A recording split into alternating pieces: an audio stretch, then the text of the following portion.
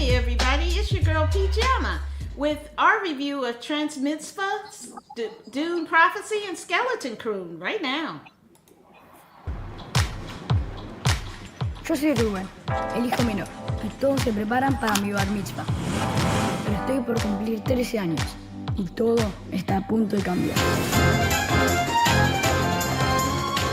Quiero celebrar mi bar mitzvah. Eso se celebra a los 13 años.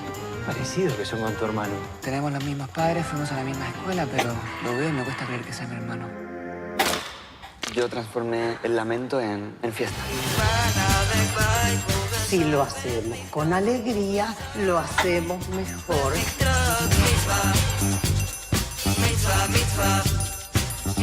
Un Transmitzvah se podría hacer.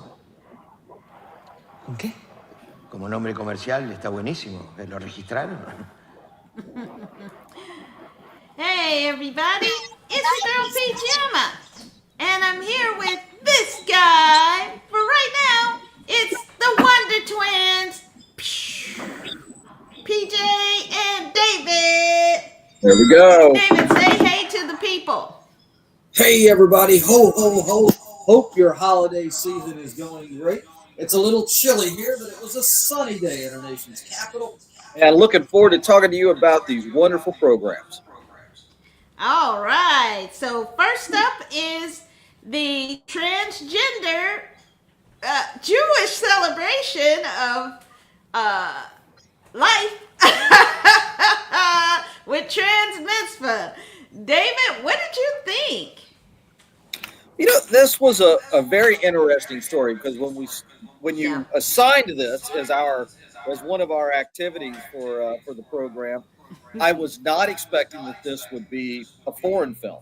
So you've got multiple layers here that you're reviewing. Big sense is this story, while a little bit of kind of reminds me of the Birdcage because of the celebrity of the person, it's a story about heart and family and what matters most. And I thought it was a very tasteful and just overall lovely film. I think it's a subject that we'll be hearing more about in different ways. I think the pendulum is swinging in different directions on this, but seeing people as people and seeing the love of family is a very paramount thing in the human condition. And I think this film did a nice job of it. My thoughts just off the top. Yeah, hey, there's our guy. There he is, fresh off a KU win. Say hey to the people, Patrick. Hey everybody, glad I can make it. Sorry I was a little bit late. Restaurants were packed in Lawrence as they were full of Jayhawk fans celebrating the collection of the North Carolina conference championship for the state. Apparently, we beat everybody there, so there we go. Crushed like an old soda can. And so we're talking about Transmitzvah, the trans story around the Judaic customs, and particularly bar mitzvahs or bat mitzvahs. What did you think, Pat? Did you have a chance to take a look at it? I didn't. This week was a little packed with school, and I didn't get a chance to. Sorry. Well, the story was really interesting. It's something that I've never come across before. And I think that's really laudable that this is something original that we haven't seen.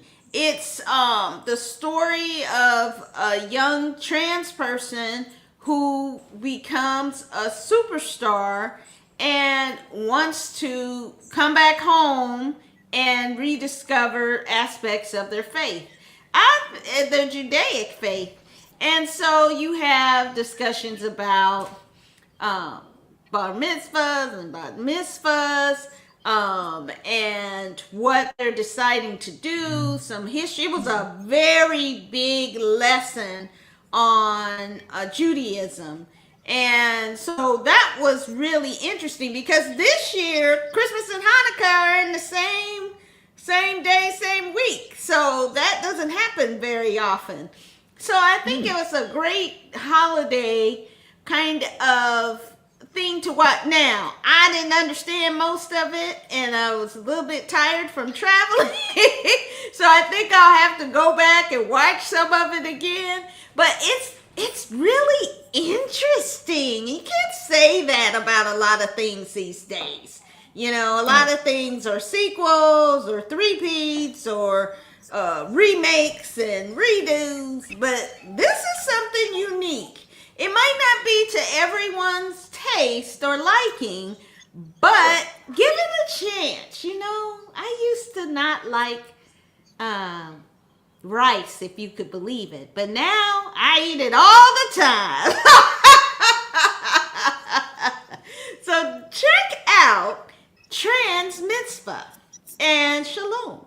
All right, next up, man, I'm mad they don't have more episodes of the wonderful Dune Prophecy. Let's take a look. I feel haunted by our past I can't escape. Those who disrespect you threaten your rule. Use me. Sometimes you have to burn a thing down before you can save it. What if there was something I could do to help?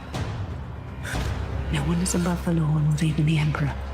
The future can redefine our name. Show me what you see. Stop this! Reckoning is here. You're a black hole in this family. I will not apologize for my strength. There are predators in our midst. The hard line must be drawn.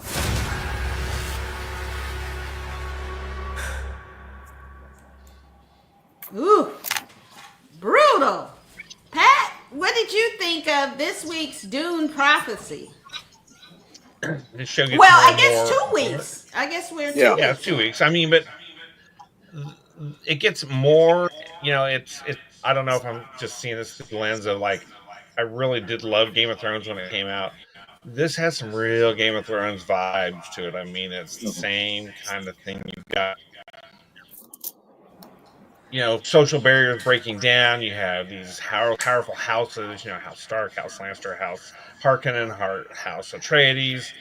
You know, going against each other, terrible. You know, long-standing feuds and people manipulating it. I mean, it's got all the wonderful hallmarks of a really nice political drama set in a nice science fiction thing.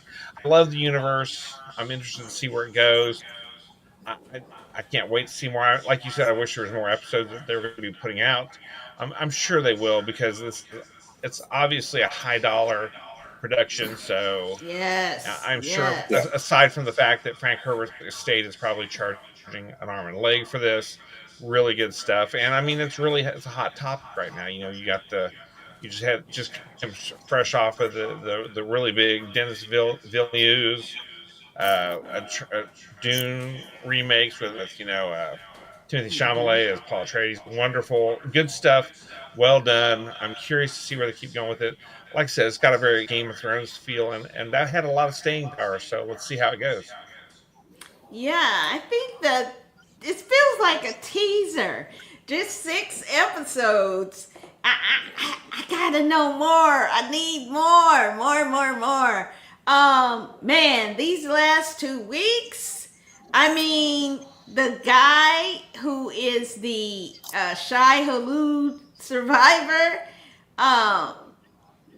he's kind of a nut to me, but I'm just like a nut fanatic with power to burn people from the inside out. That is gross.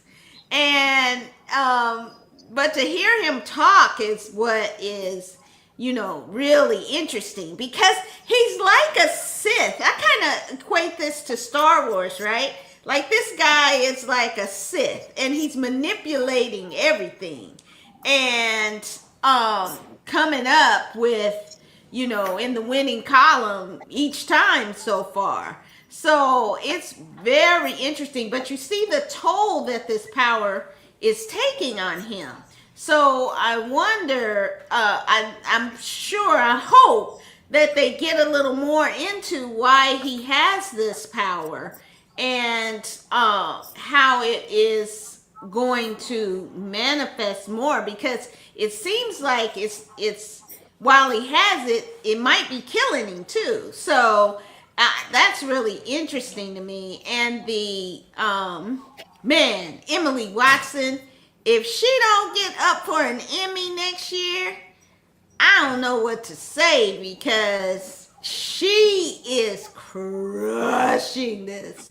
I just love her intensity and her scenes, and now the way she manipulated the house, but then you got to see, oh, I might have lost this battle, but I'm about to win the war. She's always thinking ahead, and she finally has a worthy adversary to be able to manipulate too. So it'll be interesting to see what's coming up these next weeks. David, tell us what you thought. But yeah, I thought these were really well done episodes. The show definitely, part of it maybe because of HBO and something of the recency aspect. There is definitely a Game of Thrones piece to this. What I think is, and I agree with Pat very much. What I think is kind of funny is Star Wars, Game of Thrones, so many of the science fiction of the 70s, 80s, and to today here in the 21st century, there are a lot of elements that Frank Herbert kind of set the tone for. I mean, if you go back to the original Star Wars, how many allusions, references with spice, desert, planet, the voice, these aren't the droids you're looking for. You can see a lot of those things. So I got that Game of Thrones vibe, which is what I was hoping for, but it is in that Frank Herbert world building that was based on this feudal, futuristic society. So it's they're just kind of returning to one another in some ways. Great acting. I see the character. I think that Sith comment, Pam, was wonderful. I see him from a real world piece, kind of like Rasputin with powers. Very manipulative here of the royal family, and he's going to be calling the shots. When you got that kind of power, you're not going to disagree with that guy. You're going to give, hey, Thanksgiving, that guy gets the last piece of turkey. You know what I'm saying? He's getting a big piece of turkey and that extra helping of cranberry sauce. No one's going to get on his bad side. Really wonderful. So, yeah, this too few episodes. This is brilliant writing, but at least they're whetting your appetite for more. You want to see more of this. I know I do. I'm ready. I'm ready as soon as they come back with the second season of Dune Prophecy. This is great stuff. And I hope they don't do us like they did Lovecraft Country and give us a phenomenal season and then just go, sorry, no more. It leaves on a massive cliffhanger. They better not do that to us. I'll just be so upset. So definitely, I think we all agree to check out Dune Prophecy on HBO and Max. Okay, next up is Skeleton Crew on Disney Plus. Once we see daylight, we're gone. Neil, I need you to take the controls and evade their fire. Neil! Like this. Just wiggle the controls a little. Evade.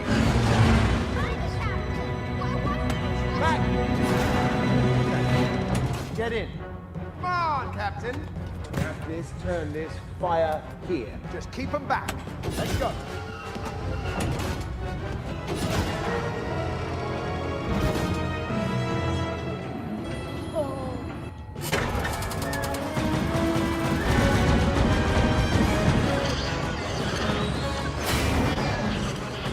I got him.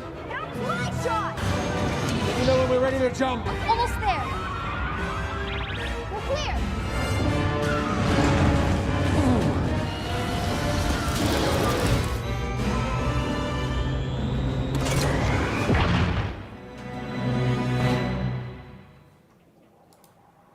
David, talk about Skeleton Crew.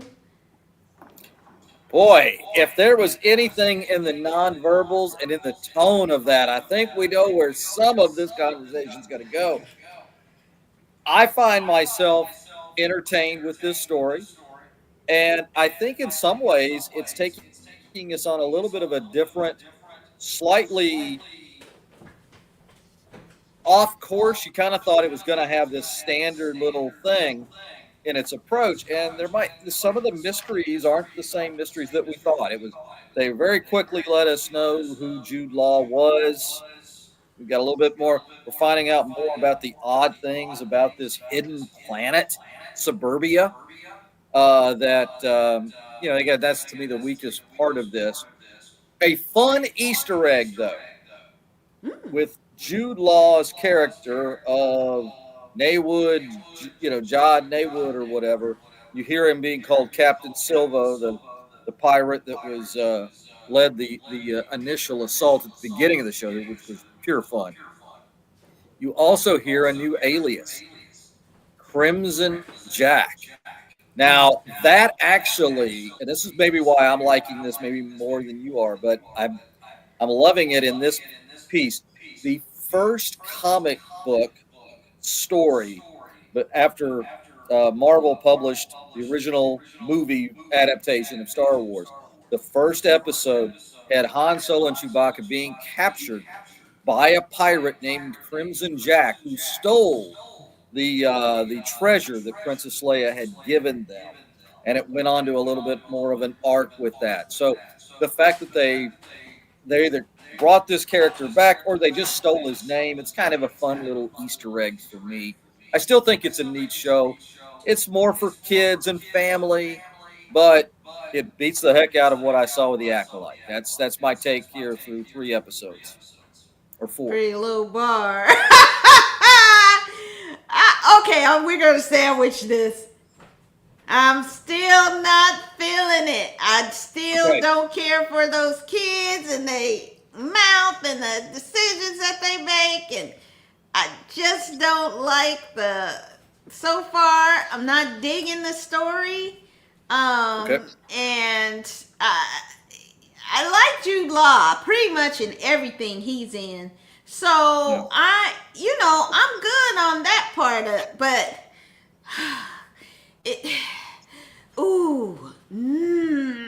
no.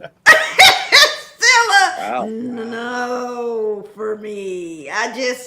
It's like, I just want to see that wolf just eat him up. That's where I'm at. So, I want the big bad wolf, because that's kind of what it is, to eat those kids all the way up. All right. I'm going to get a lump of coal in my stocking. Pat, what do you think? I know you love it.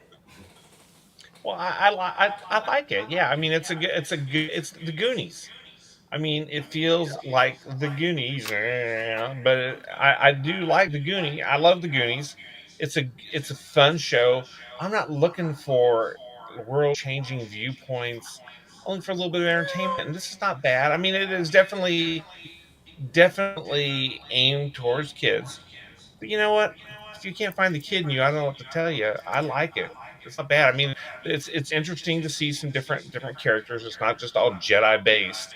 I mean, there is a potential Jedi. I don't know where this is going. Why is he force sensitive to a certain extent, able to move things? Yeah, Jedi powers. Like. I mean, cause he could be a rogue Jedi. He could be one of those ones that's kind of the gray Jedis that are between the black and the white, type of thing, where he's just kind of his own thing. He's just maybe never been trained, but he's has Jedi. There's a lot of midi-chlorians or something, perhaps. But Jude Law's entertaining. Sorry, it's canon. No. But the whole thing, Dave backed me up. It is canon. Sorry. Yep, it is. It is. Maybe he's got some. Maybe that's how he got his force sensitivity, able to move a few things with his mind. He's got a lot of charm. Got a lot of unresolved things he's gonna have to deal with. But you know what? Yeah, I know. I mean, he can't help it. He looks like he does. I mean, it's just his face. but he's also fairly charming. And in this, he's trying. I can see the potential for this, so I like it. Smack those kids. A space whooping is what is needed. Well, it is a little bit of a mixed review. The guys love it and I don't, but you decide for yourself. That is the beauty of America. As we get ready to visit, a certain visitor from the North Pole will be back next week with our review of Carry On, the new Taron Egerton thriller. I think it's in the vein of a Die Hard. And we'll be back with Dune Prophecy and Skeleton Crew. So definitely check us out. We have a visitor. Electric Melanin. Say hi, Electric Melanin. Hi, Electric Melanin. Hey! It's a live studio audience. It's a live studio audience. Hey! Yay! All right. She said hi to all the viewers out there. So definitely, David, say goodnight to the people. Hey, everybody. Have a great week. I hope your Christmas and holiday dreams come true. Come back with us as we see the Skeleton Crew, more Dune Prophecy, and Carry On, but not too much. Yeah, that's the truth. And you should also get ready and binge Squid Games because it's coming in 2 weeks. Oh my God, I'm so excited. Patrick, say goodnight to the people. Good night, everybody. Yeah, as Dave said, everybody have a good holidays. In case you don't make it back before the holidays, hopefully you do. We'll see what we got to look at, and we'll all have our varied opinions. I'm sure we will. But isn't that the joy of being together? And we'll see you next time on Pajama Life. Take care.